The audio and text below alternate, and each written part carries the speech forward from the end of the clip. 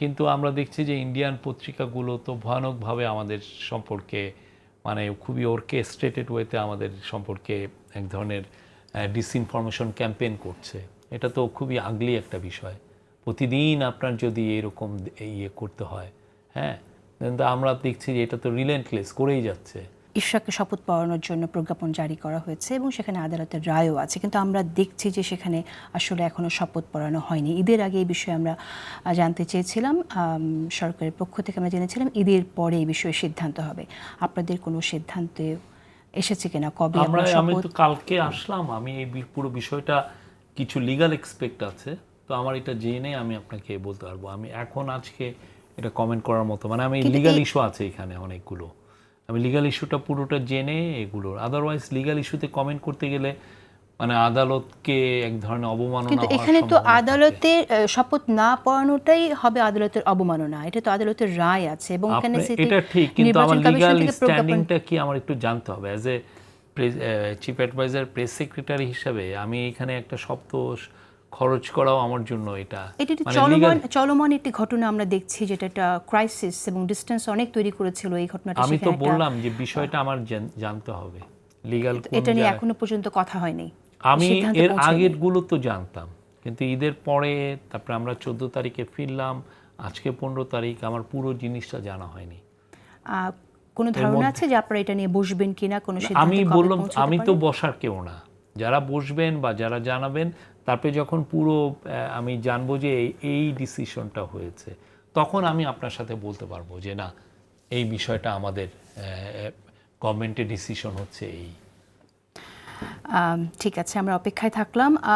আরেকটি প্রসঙ্গ যেটা খুবই গুরুত্বপূর্ণ, আমরা দেখছি ভারত থেকে পুশ-ইন চলমান আছে এবং সেক্ষেত্রে আমরা দেখেছি যে ফিরে জোর করে আবার পুশব্যাক করানো সেটাও সম্ভব না। এটা আসলে এখন আমরা কাউন্সিলর পর্যায়ে এটা সংলাপের কথা শুনেছিলাম, আমরা এটা পররাষ্ট্র উপদেষ্টা বলেছিলেন, কিন্তু আমরা তো এটা থামতে দেখছি না এবং চলমানই আছে, বেড়েই যাচ্ছে। এটা একটা খুবই মানে স্যাড একটা এপিসোড এবং খুবই বলবো যে এই যে যারা আসছেন, আপনি যদি ইন্ডিয়ান পত্রিকাগুলো দেখেন, এরাও অনেকে বলছে যে এটার মধ্যে মানে লিগ্যাল নাগরিক অনেক বছর ধরে ইন্ডিয়াতে আছেন, ওইখানে বিয়ে শাদী জন্ম হয়তো ওইখানে হয়েছে, তাদেরকে আপনি পুশিং করছেন। হ্যাঁ, তো এই জায়গাটা আমরা ডিপ্লোম্যাটিক্যালি যতটুকু ফেস করা যায় আমরা পুরোভাবেই ফেস করছি। আচ্ছা, আমাদের স্বরাষ্ট্র অ্যাডভাইজারও এটা নিয়ে কথা বলেছেন, কিন্তু আমরা তো কোনো ডেভেলপমেন্ট দেখছি না, এটা তো চলমান আমাদের তরফ থেকে তো পুরো বর্ডার ফোর্সকে পুরো সবাইকে অ্যালার্ট করা হয়েছে, পুরো জিনিসটা আমরা সিরিয়াসলি ডিল করছি। চ্যালেঞ্জগুলো একটু কি বলবেন আমাকে? কারণ চ্যালেঞ্জগুলো তো এটা তো ডিপ্লোম্যাটিক একটা ইস্যু, বাট আমরা পুরো বর্ডারে সবাই অ্যালার্ট আছি যাতে এই ধরনের পুশিং করে ঢুকিয়ে না দেওয়া যায়, সেইটার জন্য আমাদের সব জায়গায় আমাদের অ্যালার্ট আছে, আমাদের বর্ডার গার্ড বাংলাদেশ। তারপরে তাহলে পারছে কেন? তারপর দু একটা জায়গায় পোরাস থাকে না, সব জায়গায় তো আর টাইট বর্ডার থাকে না। আমাদের পুরো 4,500 কিলোমিটার বর্ডারকে ইয়েতে দিলে যে পরিমাণ আমার সোলজার বর্ডার গার্ড, সেইটা তো আমার নাই। ফলে কিছু কিছু জায়গায় যেই সমস্ত জায়গায় গ্যাপ আছে সেগুলো দিয়ে ঢুকিয়ে দিতে চাচ্ছে। ভারতের সাথে সরকারের ওয়ার্কিং রিলেশনশিপ এখন কেমন? আমরা তো চাই ভালো হোক, ভালো থাকুক, কিন্তু আমরা দেখছি যে ইন্ডিয়ান পত্রিকাগুলো তো ভয়ানকভাবে আমাদের সম্পর্কে মানে খুবই অর্কেস্ট্রেটেড ওয়েতে আমাদের সম্পর্কে এক ধরনের ডিসইনফরমেশন ক্যাম্পেইন করছে। এটা তো খুবই আগলি একটা বিষয়। প্রতিদিন আপনার যদি এরকম ইয়ে করতে হয়, হ্যাঁ, কিন্তু আমরা দেখছি যে এটা তো রিলেন্টলেস করেই যাচ্ছে। ওরা আমাদেরকে অনেক ধরনের পুরো বিশ্বের কাছে এক ধরনের আমাদের সম্পর্কে মিসলিডিং মানে ফলস ন্যারেটিভ তৈরি করার একটা মানে ভয়ানক রকমের একটা আছে। আমি নিশ্চিত যে আপনারা ডিপ্লোম্যাটিক চ্যানেলে এই ধরনের অপতথ্য মোকাবেলার জন্য নিশ্চয়ই আমরা তো বলেছি, প্রফেসর ইউনূস নিজে বলেছেন নরেন্দ্র মোদীকে, উনি তো আপনি দেখেছেন তো চাতাম হাউসেও তো উনি এই বিষয়গুলো নিয়ে দু একটা কথা বলেছেন চাতাম হাউসের টক্সের সময়। আরেকটি ব্যাপার, একটা বুঝতে পারছি যে ইন্ডিয়ার সাথে টেনশনটা এখনও সরকারের আছে এবং সেটার একটা প্রকাশই আসলে সেখানকার গণমাধ্যমে আসছে, কিন্তু সরকারের দিক থেকে যে প্রতিশ্রুতি ছিল ভারতের সাথে যে বাংলাদেশের যে চুক্তিগুলো শেখ হাসিনার রেজিমে করা হয়েছে সেই প্রতিশ্রুতি তো ছিল যে আপনারা এগুলো নিয়ে আলাপ করবেন এবং এটা কমিটিও করার কথা ছিল যে সেটা সামনে আসবে। আমরা কিন্তু এই চুক্তিগুলো সম্পর্কে অনেক কিছু আমরা জানিই না যে কি ধরনের না, চুক্তি আমরা আসলে কিছু শেখ যেগুলো হাসিনা করে গেছে। যেগুলো যেমন পাওয়ার সংক্রান্ত কিছু চুক্তি আমরা তো কমিটি করে দিয়েছি এটাকে রিভিউ করার। হ্যাঁ, এটা রিভিউ করছে ওরা। অনেক ক্ষেত্রে হয় সেটা কি কবে আমরা সামনে আসবে, কবে দেখব আমরা? এটার একটা ডিসঅ্যাডভান্টেজ হচ্ছে যে এই পুরোগুলো রিভিউ করতে হলে অনেক সময় ফরেন ল ফার্ম লাগে।